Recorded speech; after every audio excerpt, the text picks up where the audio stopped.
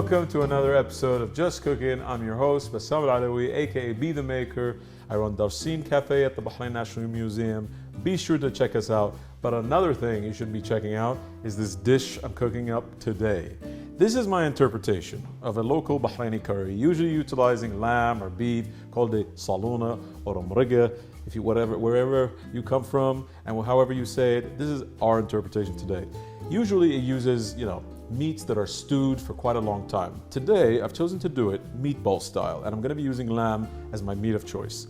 So, basically, there are three components to this dish. We got the meatballs made with lamb, you've got some saffron rice, and I have long grain basmati rice, which is used a lot in this part of the world. It's an Indian import, and it tastes delicious, and we're all used to it. But what I've done is basically I've taken 2 cups, washed and rinsed that rice really well, made sure all of that starch is out of there, and then soaked it for a couple of hours, just so that it absorbs as much of that liquid as possible and cooks evenly. So, let's begin. What we're gonna do, the third component is what we're working on right now. And basically, that's kind of the stock curry part of this dish, right? And we're gonna add the meatballs to this. Once we mesh up that meatballs, add those spices, we're gonna add it to this curry base, and it's gonna cook and caramelize and taste delicious. So, what am I using? I've got some just normal vegetable oil here in this pot, 2 pots actually. I'll tell you what to do with this one when we get to it. And what I'm gonna do is add some of our, these spices, cinnamon, used a lot locally, bay leaves. I think I'm gonna just add like 2, it's more than enough. And that oil is coming to temperature, I can hear it sizzling. Some cardamom, there we go, those look great. And I love cardamom, it's so aromatic in this dish. It is perfect and it is a staple of Bahraini food in general. And this is technically a modern take on Bahraini cuisine. All right, so what I've done is I've added those spices and I can hear them sizzling, and basically why I'm doing that is to activate all those essential oils that are present in spices. And that's gonna add the aromatic part of the curry, right? And I've got some red onions that I've chopped up quite finely. You don't want chunky onions in this dish. They're supposed to melt away, right? And oh, if you can only smell that with the onion and everything. So I'm just gonna give that a stir. And if you can hear that sizzle, yeah, there you go. So what I'm gonna do is add those onions in there, let them stew, let them cook, let them caramelize. And while that happens, I'm gonna work and talk about the meatballs that I have laid out.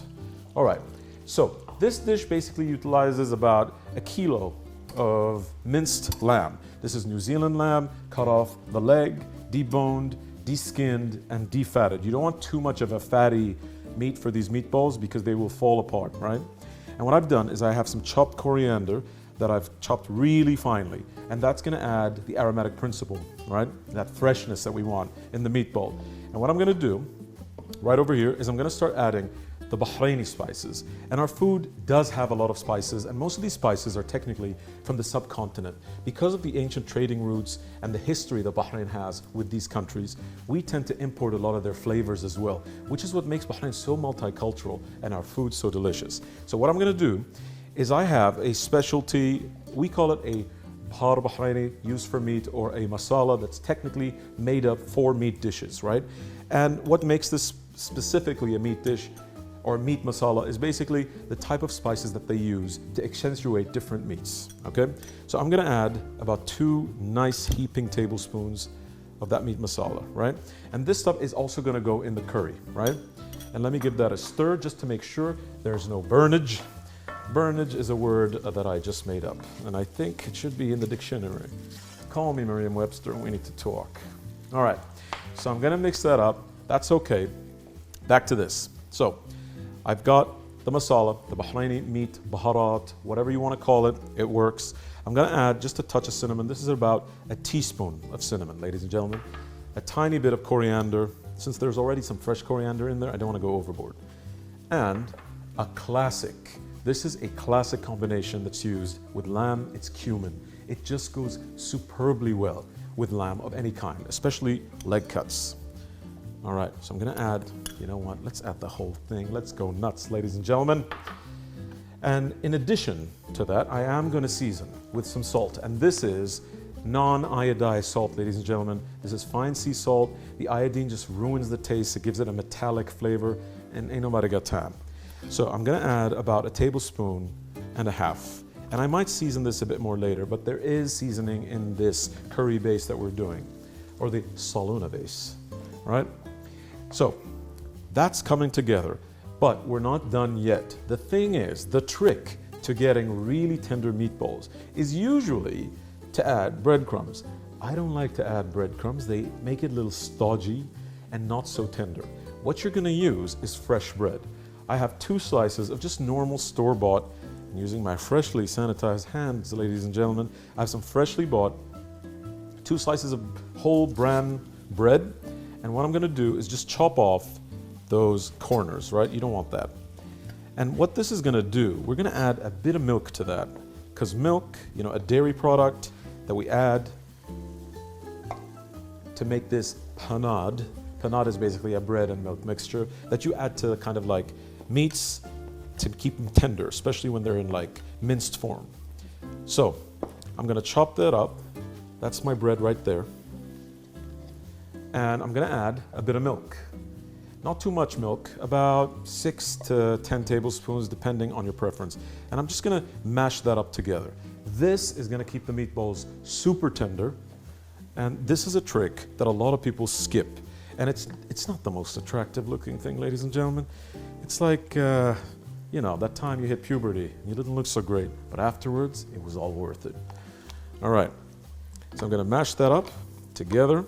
It's gonna absorb all that liquid, and then it's gonna add that liquid to the lamb mixture. Now, usually when these curries are made locally, they're cooked for long periods of time. This will cook in about 40 minutes. So it's worth making, and it's worth gathering all your ingredients. So what I'm gonna do is I'm gonna add the panade mixture, or bread and milk mixture, to the lamb mince. Now, as this comes together, what I'm gonna do is I'm gonna put on some gloves and I'm gonna mash it up, right? You don't wanna over mash this. There's no cooking, that's cooking. Because if you over mash it, it's just gonna get really tough. When we come back, this will have been mashed up, and I'll continue to make the curry portion of this dish. Stay tuned. So we've minced up the lamb, coriander, spice mixture, a bit of salt. I'm gonna add, with my freshly sanitized hands, a bit of black pepper, right? Now you can use freshly cracked black pepper. I like to, but for the sake of convenience, I'm using just a powdered version. I'm gonna pass this off to somebody off screen, and they're gonna turn them into nice and lovely lamb meatballs that we're gonna saute. But before then, let's prepare our rice. The rice does not take a long time, and this is a saffron rice, ladies and gentlemen. I've added a bit of the same spices that I usually use in the curry bases, right? Because you need these aromatics. You need the cinnamon, you need the cardamom, you need the clove, and you need the black pepper to give it that exact Bahraini flavor. I love to add saffron. It's a spice that we bring in, you know, from all around the world. It is super aromatic, very difficult to harvest. It has to be done by hand. It has to be done at 5 a.m. before the sun comes up. You know, it is labor intensive and super expensive. And I've got a nice one right here. So what I'm gonna do is I'm gonna be a little generous, okay? People don't do this much saffron, but I am. I'm gonna add it to some butter. Now the butter, I'm gonna saute the rice as soon as that melts, right? And it's gonna coat every single grain.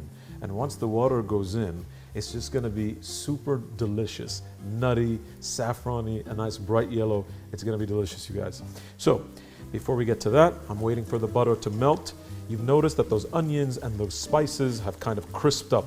Those onions are getting slightly brown around the edge. And what I'm gonna do is add the holy grail of ingredients. Before that, let me give my rice mixture a mix. I can hear it. Listen to that. That saffron color is gonna just really infuse in the butter. And those like beautiful golden threads are gonna be like interspersed amongst the rice. It's gonna be superb. Now, I think that has sufficiently melted. What I'm gonna do is take my rice. Again, this rice is perfectly washed. It is a long grain basmati, which is an Indian rice, and it's soaked for a couple of hours. Let me dump that in there, and you can hear that sizzle. The smell's coming off the stove, you guys. It's just making me hungry already. Set that to the side, and now, using my towel, because the pot is a little hot, I'm gonna stir that. I wanna coat all those rice grains with the butter, right? The butter and the saffron, it's gonna be great. That color will intensify once I add a bit of water, right? When we come back, I would have filled this pot with a nice amount of water. And the thing is, in terms of this technique, there are two techniques to make rice. I'm using the kind of steam and boil method, right? So what I'm doing is I add some water, about this much, a thumb's worth above the rice, okay? Or you can use your spoon.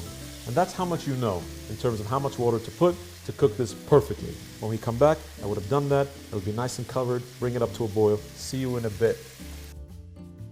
So you notice the onions are nice and brown, and before it starts to burn, I'm gonna add a bit of that chopped garlic and chopped ginger. These two combinations are imperative if you want to get a nice good curry. And I'm going to stack that up just a little bit. A little bit of that fell in here, no problem. It's not the end of the world. And ginger and garlic cook fairly quickly, ladies and gentlemen. So you want to add some fresh tomatoes. And you can blend this if you want, right? But it's not necessary. There you go. Beautiful fresh tomatoes. And they're going to cook down. There's a lot of liquid in there. We're going to add some stock, but not yet. But I'm adding the tomatoes now because the onions are a little far browned and I don't want them to burn. So that residual water from the tomatoes is going to stop that from happening. Okay, so while that is coming to temperature, let's add some of our spices. So I told you that we use the meat masala. We're going to use it here, about 2 tablespoons of that. And it's just going to activate a tiny bit of cinnamon, not too much. Bahraini curries are not like Indian curries. They are not super thick. They are not enriched with yogurt or cashew or anything like that. So you want it slightly on the watery side. If you want to thicken it, you can use a tiny bit of flour, but that's about it. Otherwise, you got yourself a Rajasthani curry, and that's not what we're going for here. All right, that smell. I'll try and avoid breaking those bay leaves because nobody wants to eat that when they're eating this beautiful curry. So it's coming to temperature. Now, let's address the rice. Now this rice is coming to a boil, right? And you can see the tiny bubbles. But before that happens, I need to season it very well. I hate under-seasoned rice. Ain't nobody got time for that, all right? So let's add a tiny bit of the salt, and I'm gonna taste this. I like to season my rice like I season pasta. It's slightly on the saltier side because each single grain is going to absorb all of that salt. So I'm going to just mix that up to distribute all that salt, and that's fine sea salt, you guys, not iodized table salt. I think that's good. We're going to just use this spoon and replace it, of course, without double dipping. Never double dip, not in this day and age. I think it's good, but it needs more salt. That's all the salt. I think I got a saffron thread on my mouth now. That's not bad. All right, so no double dipping. I'm gonna use the same spatula. I don't mind a few onions get in there. This dish is eaten together. It's fine. There we go. Now, this is gonna come to a boil. I'm gonna form these into tiny little meatballs. I'm gonna wait for this to kind of reduce, add a few tomatoes, some tomato paste and seasoning, and we're good to go. So basically the rice has come to a perfect boil, and what we're gonna do now is make sure to cover it and steam it for about 20 to 25 minutes. I'm gonna make sure that the temperature is just right. I'm pretty confident that this rice is gonna cook, but usually they put something in between the cover, whether it's a towel if you want it to absorb moisture, or some foil to allow all that steam to circulate inside.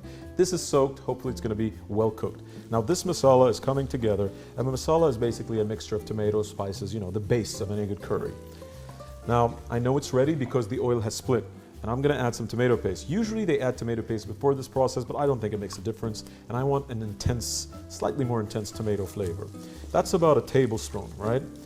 And I'm gonna cook this on the oil, and it should, look at that. The oil is also red, you guys, which means it's gonna redden the curry.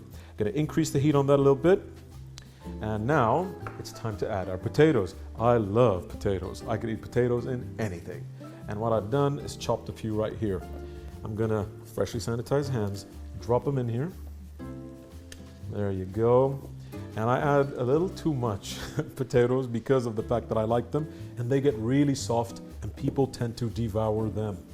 So add some of those in there, give it a mix so that all those potatoes absorb and turn red, all those beautiful spices.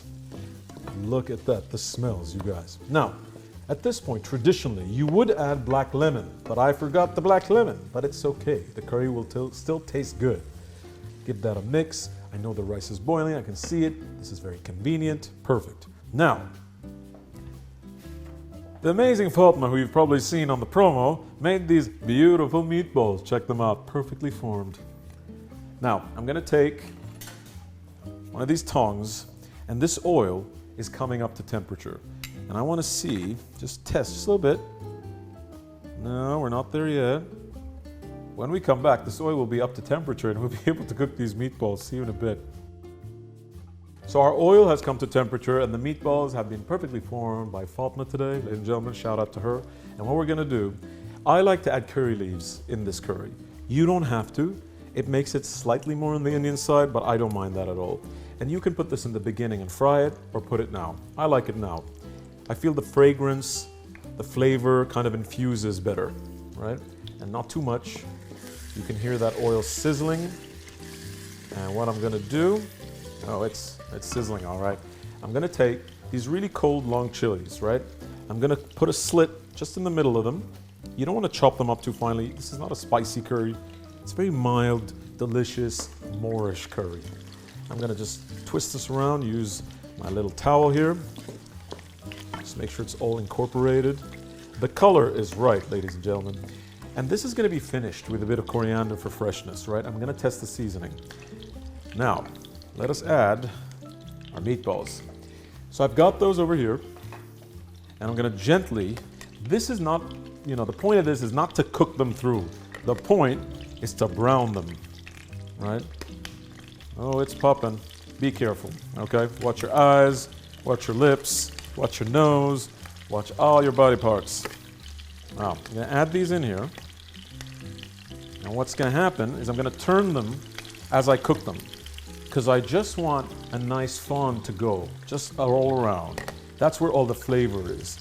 And you don't want these like bland looking meatballs in your curry. Once you brown them and they kind of float in there with that slight golden top, it's gonna look good. Now you can do this in the oven, okay? There is many ways to skin this cat. That is a saying. There's no cats in the making of these meatballs. But I've chosen to do them on the top here, again, for the sake of convenience. I want all of this kind of ready at the same time. I wanna, cut down on the use of utensils and machinery and all that. And why not? That's okay and that's totally legitimate. Now this is cooking beautifully. I can smell the lamb, the spices, the coriander, all those beautiful things that I put. I'm gonna just carefully, you want a nice golden brown. You don't want these to turn black. You don't wanna cook them all the way through. They're gonna cook in the broth. And speaking of the broth, what I'm gonna do now is add the chicken stock. And you can use beef stock, I don't mind, it's fine. I'm gonna add all that stock. And I've used a cube here and that's okay. So basically, the curry is coming up to a boil with all those potatoes, those nice beautiful peppers. And what I've done is you notice these meatballs have a beautiful crust on them. I am gonna take them and drop them directly into this beautiful curry saucy mixture. And what's gonna happen is that by the time this is done, the rice is done, and we're gonna put it all together. So what I've done is I've added a bit of that fresh garlic and some onions into all that kind of residual oil that was left over from cooking those meatballs. All those little brown bits, they are not burned, okay?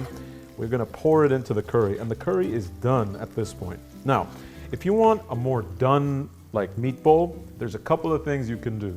Either let this cook for another 2 hours on a very low heat, or you can add a bit more bread than I've added in the initial meatball recipe. There's also a third variation where you can add some grated onions and garlic, and you're gonna see that on the screen in the recipe, should you wanna add that. All right, so this garlic and onion mixture is frying up, nice and delicious. The rice is perfectly cooked. Look at that, fluffy, tender, the spices, the color is perfect, all right? What we're gonna do is open that up.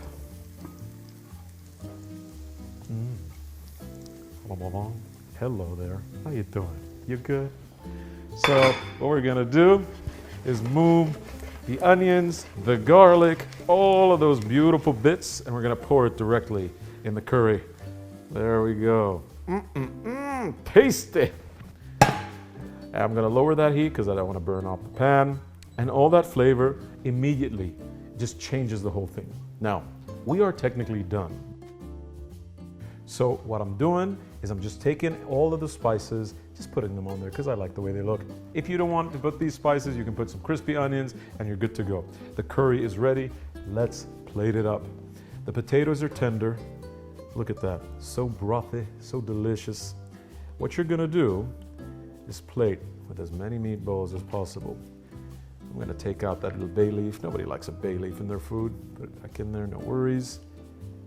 All right, some curry leaves, some potatoes. Why not? Look at that. I love these green peppers. They're cool peppers, so they're not very spicy. Let's put one in there if I can manage to, pull some acrobatics. There we go. All right, some of that sauce. And I'm gonna garnish with a bit of coriander. And we're good to go, ladies and gentlemen. That, my friends, is a meatball curry with some lamb, spices, herbs, and a saffron buttered rice that's super tender, really delicious. Mix those all together and you got a party in your mouth. Please follow the recipe, but feel free to change whatever you don't like. Remember, have a happy and blessed Ramadan. Stay blessed, stay grateful, stay safe. Peace.